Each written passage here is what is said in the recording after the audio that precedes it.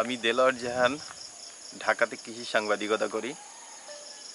আর অনেক দিন ধরে আমরা দেখতেছিলাম যে কৃষি সাংবাদিকতা করে লেখা যাচ্ছে, এটা প্রচার হচ্ছে, কিন্তু আসলে কাজের কাজটা হচ্ছে না।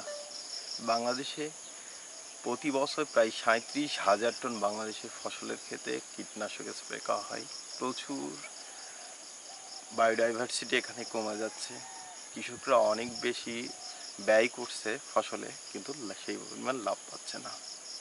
তো আমরা তখন মাঠে নামলাম যে কীভাবে এই জায়গা থেকে উত্তরণ ঘটানো যায়।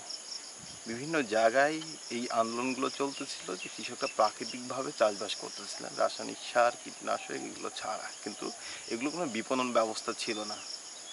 কৃষকদের চাহিদা অনুপাতে আমরা এই বিপণন ব্যবস্থাটা শুরু করলাম ঢাকাতে।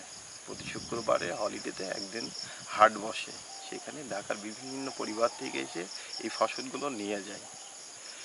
এর মধ্যে দিয়ে গত এক বছরে আমরা দেখছি বিভিন্ন গ্রামে, আমরা যখন একটা জায়গা শুরু করেছিলাম, এখন 8টা জেলাতে কাজটা চালু হচ্ছে।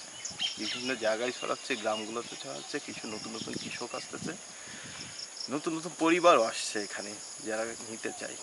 কিন্তু সেই পরিমাণ উৎপাদন আসলে হচ্ছে না, বেশ কিছু টাকা বেশি দিয়েই কিনতে চায় পরিবারগুলো।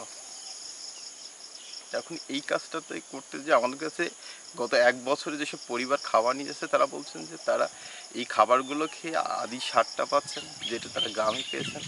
দ্বিতীয়ত এই খাবারে কোনো শরীরের কোনো ধরনের সমস্যা তৈরি হচ্ছে না, অনেকে কিছুটা রোগমুক্ত হয়েছেন এবং তাদের চিকিৎসা ব্যয় অনেক কমছে। আর অন্য জেলাতে যে কৃষকদের সঙ্গে কাজ করছেন তাতে আপনি কেমন রেসপন্স পাচ্ছেন?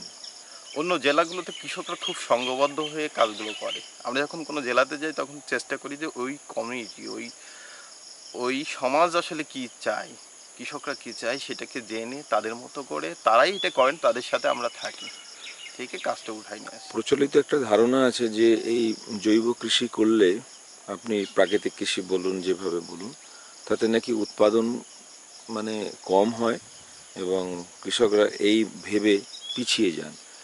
এই যে প্রচলিত ধারণাকে আপনারা কিভাবে মানে মোকাবিলা করছেন? এই প্রচলিত ধারণা, আমরা নতুন কোনো গ্রামে যখন যাই, নতুন কোনো সমাজের সাথে যখন কথা বলি, তখন কিন্তু সবাই এই ধারণায় দেয়। কিন্তু যেসব কৃষকরা গত 2 বছর, 3 বছর, 4 বছর, 5 বছর বা 6 বছর ধরে এই চর্চার মধ্যে আছে, তাদের ধারণা কিন্তু একেবারেই ভিন্ন।